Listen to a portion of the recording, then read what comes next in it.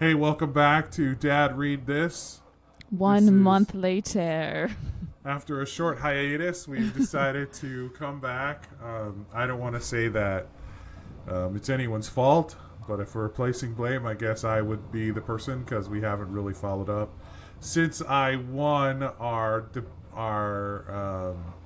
TikTok challenge. And since I won our TikTok challenge, we've been talking about reading the first part of The Way of Kings. Yes, we have. So let's start off with the simple question. Kailani, have you read the first, it's 20%, right? The first 20% of The Way of Kings. Yes. How far are you into the book? 20%. Just 20%? Did you just hit 20% yesterday? Okay, well, technically I'm at like 17%, but like, it's fine. All right, 17% is still pretty good. I do have to say, Dad. Spoilers. I don't want to give any spoilers. Hold on. Oh. Before you keep going, I do have to say that I got a complaint from a listener that they noticed that we weren't posting anything. Oh my. That's not good. One of my clients listens, and she was like, I was like, yeah, and me and my dad have it reporting our podcast, and she goes, yeah, I noticed. Well, that is not great. That's not, well, you know what? Here's the thing. You know, sometimes life gets in the way, and I'm glad that we're able to come back together and go at it again. But I would like everyone to know that we still did our production meetings every week. We still did those. I also want to recognize that the last production meeting, I told her, "Are we have production meetings with no production? Is that what we're doing now? Production meeting and no production?" And so here we are. We're committed to staying on track. So this week we are talking about the first 17% of The Way of Kings, and I just, because I don't know what 17% is, like whereabouts in the book that is. Can you give us a brief outline of where you are? Yeah, let me check. Got it. Okay, so I'm at the part where the brothers are like talking about like how sick their dad is, the king. The brothers? Yes. What like, king? Oh, are you talking about Shalon's brothers? Yes. Renarin and Adolin. I don't know. It's Adolin and Renarin. Renarin. Okay. Okay, so that's not Shalon's brothers. That is actually, he's not even the king. He's the high prince, right? It's Dalinar. They're talking about Dalinar. Dalinar, the high prince, is there. They think he's struggling with some kind of disease, right? That's the problem. But we don't really know anything about it yet, right? We don't know. So that's where I am. Okay. So we shouldn't start in the middle. We can go back to the beginning. All right. Well, let's go back to the beginning.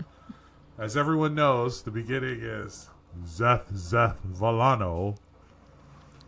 What is it? Zeth Valano of Shinovar. Truthless of Shinovar wore white on the day he was to kill a king. Right. So you got past the part where he kills a king. Zeth's son Villano. That's what it was. Oh, okay. Zeth's son Villano kills a king. No. Zeth, son Villano, wore white on the day he was to kill. Oh, Truthless of Xenovar wore white on the day he was to kill a king. I'm just shocked you don't know this. I've heard it so many times I don't even. Anyway, yes, Zeth, son Villano. I'm not even gonna go through it, but he kills the king. So that's the very first thing that happens, right? It kind of introduces this, the first part of the story, which is basically the king dies and the king is assassinated, and not in a like secret, like someone poisoned him. He comes in and basically wreaks havoc. So that everyone knows. So everyone master was like, "Yo, everyone needs to know. You gotta make sure that this be seen by the world." Well, see, now you're already giving up stuff, right? No, You're I'm already not. That telling happens us at the stuff. beginning. Well, we don't find out who his master is. I don't know Not who his for a master while. is. Yeah, I don't know Oh. who his master is. Okay, good. I'm just saying that that's what his master said. Why are you... Listen, Dad, if we're going to do this, you got to be nice to me. Oh, Okay? sorry. Yeah. I was trying to be nice. I was trying. I've been hearing that a lot lately. I got to be nicer to people. Sorry. But anyways, Zeth basically kills the king. Mm-hmm. Kills the king of... Is it... what's the name of the kingdom? It's not Roshar. Roshar is like Earth, right? Roshar is the name Oh, of wait, the but there planet. was a whole, like, prologue, too. Like, okay, so Yes. the prologue was, like, something with these 7 swords. Yes. Okay, These but guys... this is why I'm struggling. There's so many storylines. I'm There's confused. so many things going on. Yeah. It's too much for my pea brain. And all of the things they all come together towards the end of the book. I mean, I But- know that's what Brandon Sanderson does. Yeah. So the main idea here is at the very beginning of the book, what happens is these guys lay down their swords, right? They drive their swords into earth and they walk away from their swords and their commitment to whatever they're doing. And other people come and take up those swords, right? Mm-hmm. But we learn later, and this is much later, but we hear all of that, and immediately we're transported into Kaladin, right? Which is pretty much one of the 4 main characters of the book, Yes. right? Kaladin, So my heart. Yes, we all love Kaladin. Kaladin is young, and we find out that I think the first thing that happens to Kaladin isn't he enslaved right away? That's like the second part. The first part, it's like they're in war, and so this other like young kid comes in, and he takes Yeah. the young kid out of the camp, and he's like, "No, come to our camp." And then the guy's like, "Yeah, no, dude, like you're in good hands. Like people in Kaladin's troops, they die less." And they call him Stormblessed because on this world, the big event that happens consistently and is a disruption to everyone's life are these storms. And the storms create like complete chaos. Everyone has to hide away from the storms. And so they call him Stormblessed because he seems to be really lucky, this Kaladin. Yeah.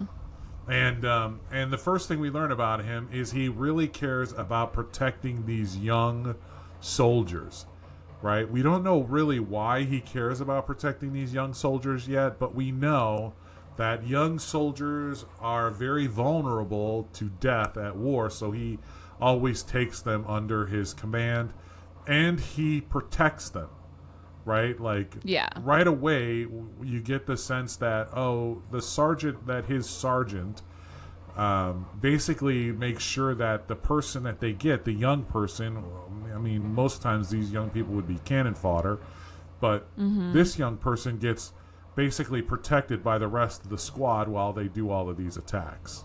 Yeah. Right? And so that's great. That's wonderful, right? And they win the battle. Yes. Right? I'm trying to make sure that I don't give you spoilers. Like, I don't spoil what happens next. Yeah. So I'm trying to make sure that these things are what actually happens. Yeah, right? no. So they win the battle, and then, but it was like weird because Kaladin had to like go out on his own, and then he gets captured, and he gets sold into slavery. Okay, he gets sold into slavery, but we don't know why. Oh, okay. I assumed he Right? got captured in that battle. Yeah, That we was don't my know assumption. Why. He actually wins the battle. He wins the battle with minimal losses, and all of his soldiers begin to call him Stormblessed. But then there's some kind of betrayal, and he ends up in slavery. Kaladin's men are betrayed by their commander, and he ends up in slavery. And in this slavery, he tries really hard to escape. That's the vibe that we're getting, that he's Yeah, they constantly say trying he to tried escape. like 12 times. Yeah. Wait, in and I like a love, okay. course of like So then- several months. So then after we get this scene with Kaladin, we get another scene. We move to Shalon. And we start Shalon, getting Shalon's which is story. So another Shalon, main character. yeah, so Shalon is an artist. And I love Shalon. Shalon, I just am like, wow, girl, you're awesome. Like, so she's on this ship, and it's giving like Trust of the Emerald Sea, where it's like this like girl who's like pretty innocent, like very like kind of like demure, if you must.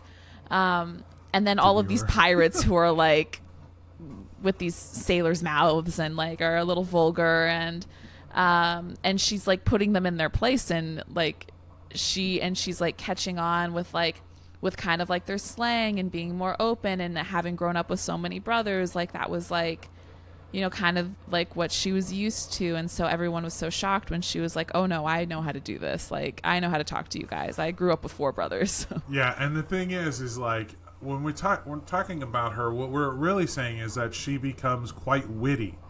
Her Yes. wit is very sharp, and she knows how to basically do the whole give and take, right? Yes. Like they give her a little sass, she gives the sass right back. But Yeah. her sass is very like it's Smart. Yeah, not only smart, but it's a little undercutting sometimes. Like she gives these little undercuts where you're like, oh, yeah, she knows what's up. Yeah, Right. there was one time, I don't remember who she was talking to, but she was just like roasting them left and right. Oh, it was the merchant. She was like Yeah. trying to buy these books, and like she was like, "Oh, so you would say that because I'm a woman, blah blah," blah. And she like went off on them in like the smartest way, like to only make him feel stupid for treating her like that. And I was like, that is the most impressive thing I've ever seen. Wow. So the other thing about this world though is that women Men are can't the read. readers. Yeah, women are the readers. Men have these like symbols, but they don't actually read. Women read and write. So whenever there's a battle or anything, or someone needs to learn something, they bring a woman in, and she basically, not only do they read, but they do all the math. Yeah. Right? They do all the books. All they, of the They arts. count all the soldiers. And I was, Yeah. it's interesting And- too, because like the men are still like in charge of the businesses. Like the way that Brandon Sanderson like makes you uncomfortable that men can't read but are still in charge is interesting. Well, I'm just gonna say this. There are cultures that still exist like this, right? That men are in charge of things, but women are actually in charge of the important stuff, right? So if you ever watch a Fa Lave Lave, when we have to do a CE or something in Samoan culture, the men are all talking and on top, but the women are collecting all the money. They're counting all the money. They're giving the men back the money. Like, okay, how much do we need? How you need this much? Go ahead and do this or whatever. So it's basically both of them working together, right? The men collect the money. The women dole it out. Yeah, but don't you think it's Does weird? that make sense? Yes, but don't you think it's weird that in this world the men are in charge but have no actual skills? All right, we're having technical issues because I can't hear you. Can you hear me now? Can you hear me now? Can you hear me now? No, I can't hear you. Can you hear me now? Yeah, now I can. Okay, I was saying that it's weird and wild to me that men are the ones in charge but have no actual skills that should put them in charge. Yeah, the skills that they have are all related to war, right? They're all related to killing and protecting people. That's the skill that they have. And the women have all the other skills like reading and writing and math and all of that kind Art. of stuff. But any kind of negotiation or any kind of but yeah, there's definitely that thing. But let's not get too far off. But Shalon is on a ship, and she's on her way to become a ward or a apprentice to Yasmin, right? Is that right? Jasar. Yasar. Yeah. I don't remember her name. Jas. Jasar. Anyway, so yeah,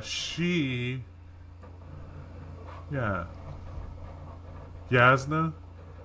I don't know. Anyways, Maybe that's it. She's going to be the apprentice to this very intelligent woman. That's the whole thing. She's been chasing this woman down. This woman hasn't had an apprentice in years, and she's been chasing her down because she said, "Come meet me at this place." Yeah, she denies all of the other wards or apprentices, but she's decided to take Shalon on as an apprentice. Yeah. And what we're learning is that Shalon has had to chase her to like 3 different ports to find her, but she finally finds her in this town that has the biggest library on Roshar, or the planet of Roshar, and this kingdom.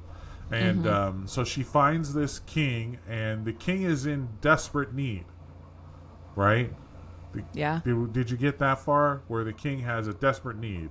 And yes. Do you remember what the need was? His granddaughter's trap. Okay, so the king's need is his granddaughter's trap, because something happened and a big boulder fell, and it fell and trapped her behind this wall. How do you remember all of these details as, like, about their this very book? beginning? I'm over here like, I don't even know if I read this book. You remember everything. I'm reading it. Okay. I guess I could do this with like Fourth Wing or something. This is the third time I'm reading it. But yeah. So the cool thing is that she gets there, Shalon gets there, and as they're walking, Yasna is trying to find out, what is your knowledge? Can you, like, as we walk, tell me what you know? And so they're walking, they're telling, and so they come to this huge boulder. And she goes, okay, we're here at this boulder. The king's there. He's freaking out because his granddaughter's behind the boulder.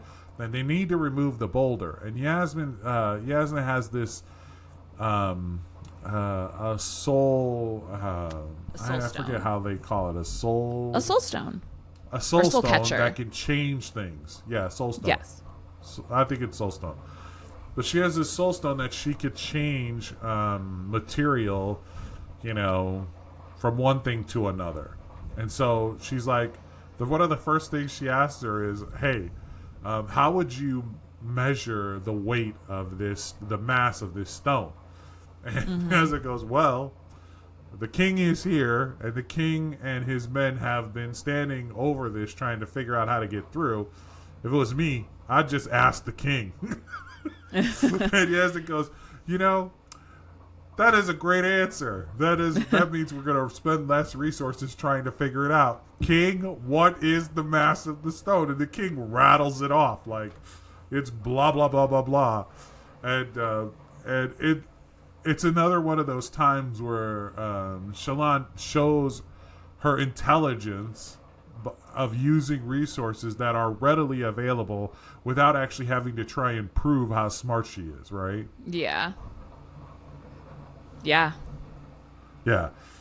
And so then she immediately takes care of the stone. She turns it to smoke. They bring the daughter out, the granddaughter out, and everyone's good, right? But then Shalon, this is when we kind of find out a little bit about what Shalon is doing, right? And we why learn a she's little bit doing more. Because Shalon is not there to be a ward, right? She's there to steal the ward stone.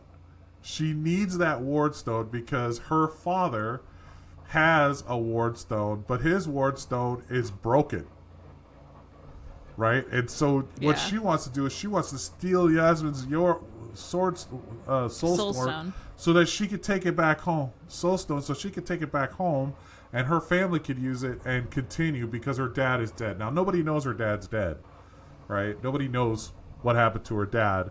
But her brothers also, are like, her dad we sounds need like something. he kind of sucks. Like, her dad does not seem like a good guy. He sucks. Racked up all of these debts, and he had this soul stone, and that's how he was paying off the debts, and no one knew, and it was all very sneaky and and ratty, and he was off. It sounds like he was awful to all the brothers, but like was like, oh no, like my sweet Shalon, like you can't do anything. Like I'll be nice to you because you're weak. What are you humming about? And then she went to college and got 2 degrees and.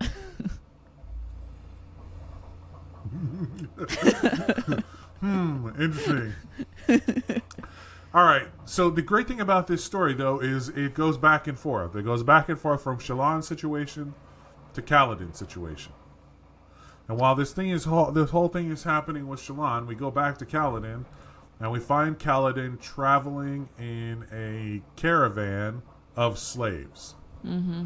And he's one of many slaves, and we learn that he's been trying to escape several times and caused the death of several people in the process, several of his prison mates. And so the interesting thing, too, is the entire time they're going through this, they're trying to get to Kaladin has been his goal in life, has been as a soldier to get to the Shattered Plains.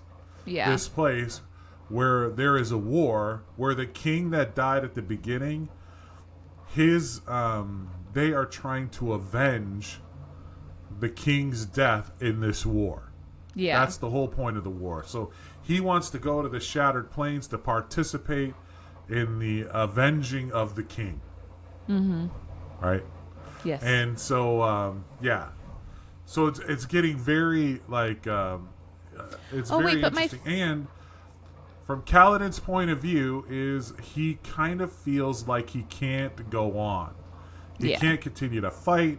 He can't continue to try. He just wants to give up. And your favorite part is what now?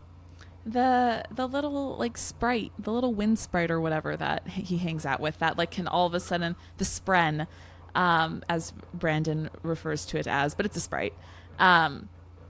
That, and he talks to this little fairy. It's a spren. It's a spren, but it's a sprite. But the little spren is just like apparently they're dumb and don't remember anything, and so she's like, Kaladin, and he's like, how do you know my name? Like, how are you like having this conversation with me? Because they normally like engage in like echolalia type behaviors and like not like functional speaking, and so now like all of a sudden there's this spren let's that's talk like about really with sprens it for a second. Yeah. Well, let's talk about sprens for a second. Sprens are everywhere. And everywhere. There are different sprens for different things, right? It's like almost like an there aura. There are rock sprens that... Yeah, so there are rock sprens, and I really like their definitely creativity sprens. Little things. I like to think of them as... creativity sprens. There are rot sprens. There are angry sprens. Like, it seems like the sprens are tied to... Sometimes it's tied to emotion, but sometimes it's tied to like nature of some kind. Activity, nature, items. Yeah. Yeah. There's a wind spren, which is what Syl is. Syl is a wind spren, right? And normally when the wind goes away, so does the spren, right? Like, one of the things that we learn is that there's rot spren, but if you spread antiseptic on whatever the wound is, the rot spren go away, right? It scares the rot spren away. Yeah, what? It scares them. No, I just think that's funny. Did I just give a spoiler? No. I knew that already. Yeah. And that's the thing that it says is like, oh, it chases the rot spren away. Not that it chases the disease away. It changes the rot spren. And they're, again, simple-minded spren for people. everything. There's fire spren. They're not even people. It seems like they're just everywhere, and they're just these little, small puffs of smoke, so to speak.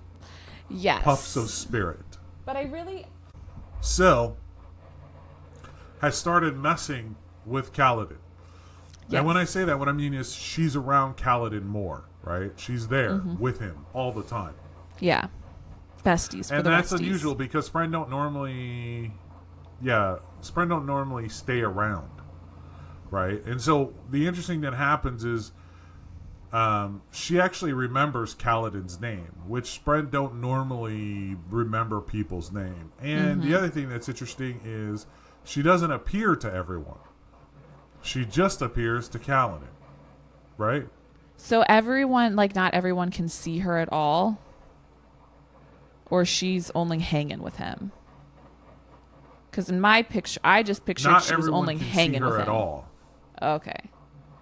I imagined that. I think.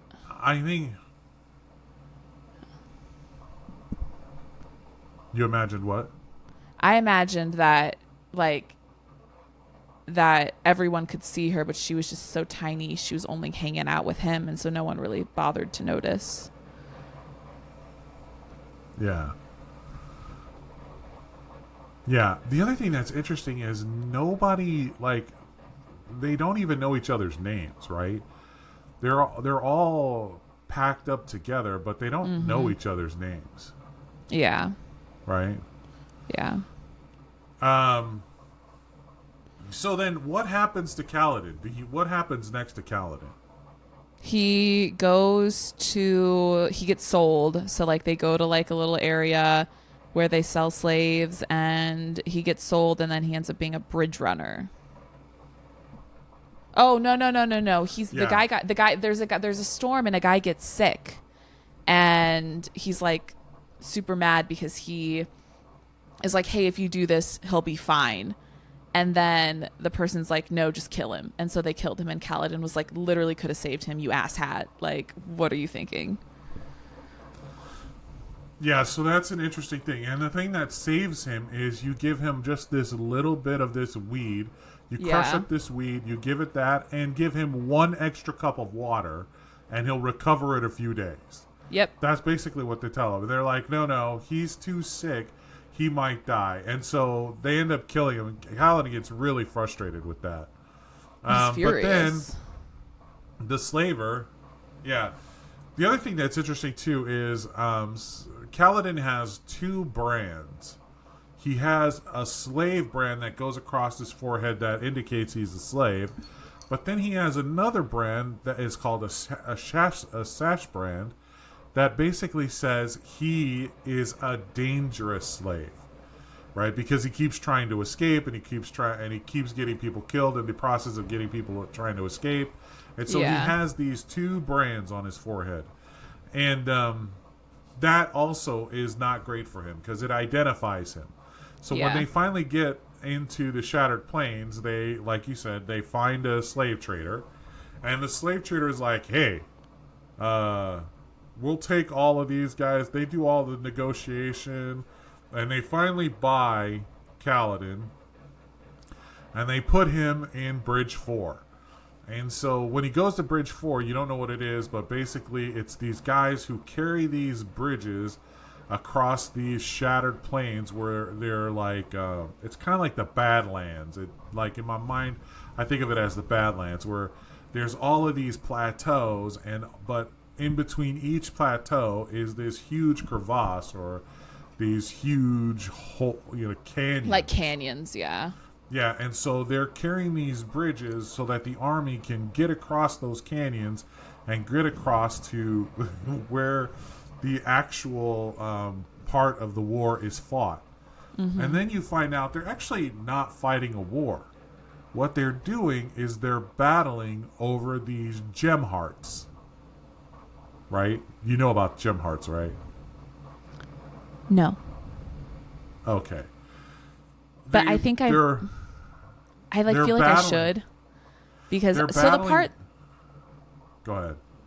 So the part that I remember is that I remember he gets to the point where he's like, hey, I'm the bridge leader now. You guys all have to freaking listen to me, and if you don't, I'm gonna kill you and kick your ass.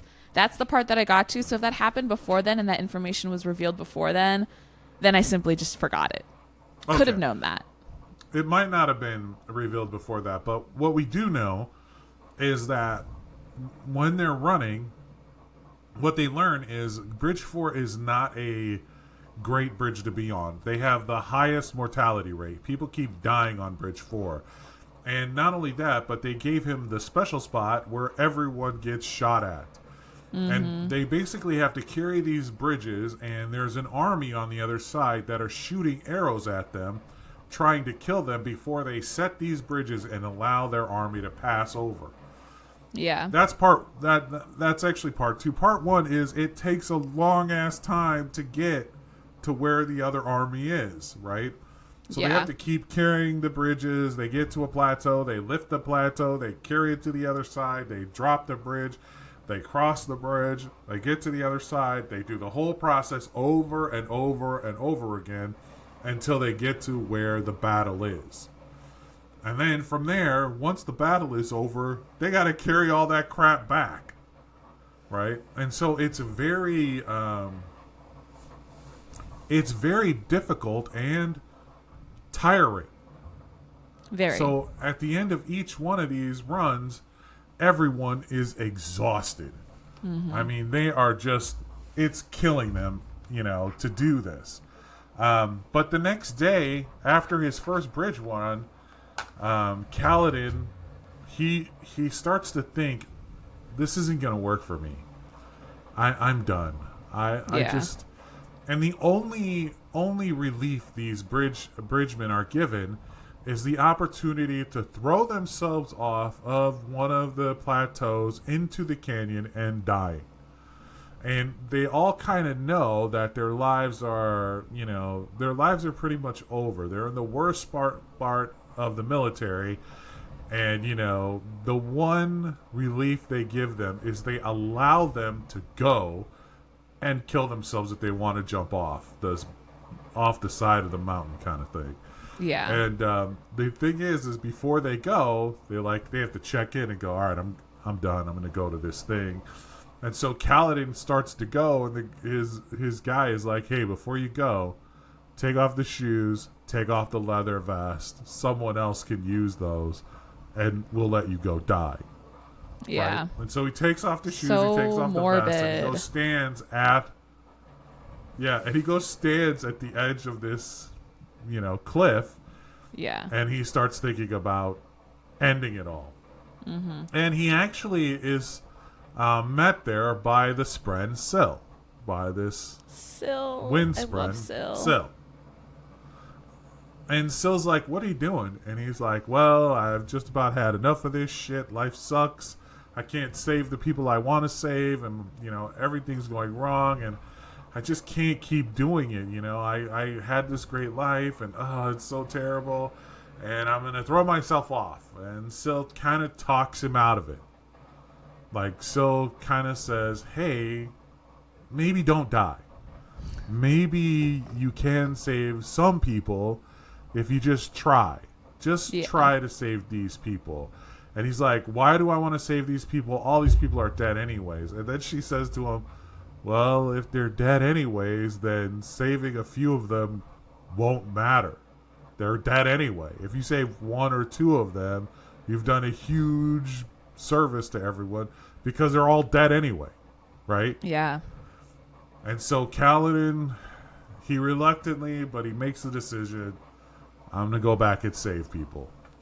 With that, though, he has to decide how he's going to do that. And the first thing he realizes is that all of them are not in the shape that it requires to run these bridges across all these places and be in good health and good strength to run them back and forth and still be able to maintain, some kind of physicality. So he immediately begins working out. And the way he works out is he goes over to where the woodworkers are, and he picks up a plank, and he lifts the plank, and he runs 100 meters and drops the plank and picks the plank up and runs back, and he does this all day. I think this is after where I was. I don't remember this. I think this is after. This is before he becomes the bridge leader. Oh, okay. So I'm just This is before he becomes the bridge leader. It happens earlier on, but he's doing this, and everyone's watching him like, what is the weirdness of this dude? Like, why is he being so weird? And he's like, he doesn't say anything. He just does it. He does it again and again and again, and then I think it's shortly after that he decides, or maybe you're right. Maybe it happens next. Like, it's the thing that happens next after he decides to live. Because you must be right at the point where he decides to live. Yeah. Anyway, and decides to, so he decides to live, and he decides, to make a change. And one of the first changes he decides is, I'm going to lead the Bridgemen. Mm-hmm. And so it was a really cool reveal too. But yeah, it very much is. But also at the same time, we learn about Dalinar Kholin and Adolin and Renarin, right? Renarin has some kind of health issue where we don't know what the deal is with him. He's obviously some kind of nerd. He wears glasses. He can hardly see. But his brother, Adolin, is like total badass. He is what? Am I not describing that correctly? No, you are. I just think it's funny. Yeah. He's obviously some kind of nerd. He can't even see. What a loser. He can't see. He has to wear big, thick glasses. Actually, we don't know what kind of glasses he would, but he does have to wear corrective lenses. And his brother is a complete badass. His brother is like, gorgeous, tall. He wears shard armor. He's a shard bearer, and he likes to duel. And then their father is Dalinar, which is uncle to the king. His name is Dalinar Kholin, and he's uncle to the king. Kholin is a cool name. Kholin. What? Kholin is a cool name. Yeah, Dalinar and Adolin Kholin. But what I don't know if you know this yet, but he is called, what is he called? Like the Black. Oh, what do they call him during this time? There's a name that they give him. Oh, what is it? Maybe they don't say it, but Dalinar is actually the most badass dude in the army. That's the thing. Oh that yeah, you don't, he like, that you don't and he's know literally yet. like, I'm not gonna wear cool clothes. Like, I'm just gonna wear what I need to wear. I'm practical, and I'm gonna fuck you up. Yeah, I'm trying to remember. What is Dalinar called? Oh, the Blackthorn. Have you heard that name yet? The Blackthorn? I think so, yeah. Yeah. So, the Blackthorn is a complete badass, and he is the reason why there is a kingdom that his brother has. Like, his brother was the king, and at the very beginning, when the king dies, it's Dalinar's brother that dies. But what you don't know is Dalinar is the reason why there's a kingdom, right? Without Dalinar, there is no kingdom, and you're gonna find that out later. But Dalinar is complete badass, and Adolin kind of takes after his father, and Renarin he is kind of a nerd guy, and he kind of is a little more genteel, so to speak. Mm-hmm. But he wants to be part of the battle, but he's not yet. Yeah, for sure. And so that's kind of where everything is at, right? We don't know anything more about Shalon's situation. We don't know anything more about Adolin's situation. Kaladin's situation is constantly evolving because it seems like these first few chapters are all about Kaladin and Shalon. Those are the two main characters of the first couple chapters. Now, having said that, this book is, like, if you're listening to it, this book is 45 hours long. I mean, it's a long book. If you're reading it, it's like, I don't know, 1,200 pages. Yeah. 1,200 pages like sounds about right. Quite a bit. It's quite a chunky boy. Which does, yes. Yeah. So obviously we haven't had this podcast in like a month. So I enjoy the book. To be clear, I do like it. I don't think now is the time for me to enjoy it at its most. Like, I can't focus on it enough to fully enjoy it. So I think I'm going to take a pause on The Way of Kings so that I can come back to it when I'm ready to fully immerse myself. Like, maybe, like, I don't know if I'm getting a Christmas break this year, but like maybe like during Christmas break I'll sit down and like binge it. but like I just want to like be able to focus on it Yeah, so yeah. that I can actually understand what the fuck is going on, because I'm so confused right now. There's so many characters coming and going Yeah, that yeah. No, I'm that like, sounds- who's that related sounds to legit. who? Yeah. Because I really like it. Like, the writing's really cool. I really liked Shalon's Yeah. story. I really liked Kaladin's story. I have not really invested in the other ones yet. But, yeah, no, I'm invested in those two. I Because just it's need... too new. Like, those other people are... Yeah. And I just, Yeah. like, I'm starting to care more about Shalon and Kaladin. And I'm like, okay, just get back to their story. I don't care about these other guys. Yeah, yeah. It will change as the story progresses and as it progresses. But having said all that, I think we've got a firm foundation to some really good storytelling here. Oh, And yeah. I think it sounds like you are enjoying the adventure that's happening thus far. And Yes. it only means that there's more adventure to come. But Yes. because this is such a heavy, deep book, we, like you said, take a step back from that, and we're going to read something else in the meantime. Yeah. So what are we going to read, Dad? Right? Yeah, what are we going to read? So the book that I've suggested for us is a book called "I'm Not a Serial Killer." It's a it's Halloween time. It's a fun, scary book that's not too scary and it's not too gory, but it does have a Halloween vibe. So, you know, I'm excited to share this book with you. Again, this is one of those books that I've already read, but I'm going to go back and reread it this week so that we can have a real fun conversation about it. This Yeah. also is the beginning of a series. The book is by a guy named Dan Wells, Yes. and I'm excited for us to kind of dive into Dan Wells's I'm Not a Serial Killer. Literature. Yes. I'm excited. No, it'll be good. I also think that Literature. like we should Do you have try some and other find books? some. I think that we should try and find some more like fall books and stuff. Just like, 'tis the season. Like, I think there's a book called A Secret Society of Very Irregular Witches that I'd like us to read. I don't know too much about it. I think it might be one of those girly books, but I don't think it's like smutty. But I think that one could be fun for us to read.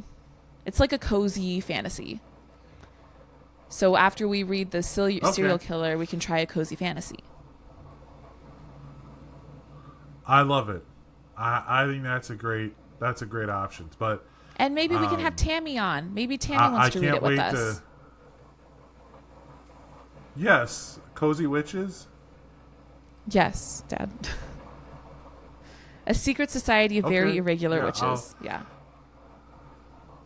All right, I'll talk to Tammy and see if she wants to be on for Cozy Witches. Okay. That's what you call it. Am I calling it the wrong thing? Because every time I say that, you like look at me weird. It's A Secret Society of Very Irregular Witches.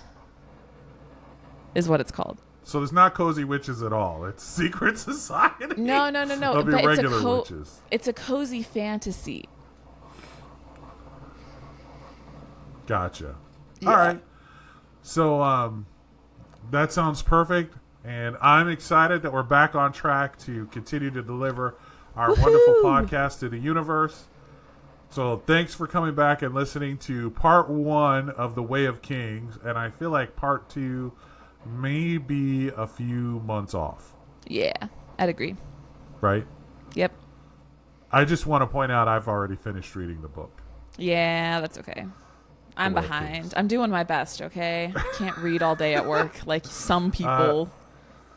I've finished the book, and I'm excited to talk about the rest of it. But Yeah. I also need a break because it is heavy. It is a heavy Yeah. book. So I'm excited to read I'm Not a Serial Killer. Yeah, that'll be fun. Ought to be fun. I'm excited too, Dad. It'll be great. All right. Thanks for stopping by. And this is Dad Read This. I'm Dad, and this is... I'm Kailani, and we'll see you on the next chapter. Right on.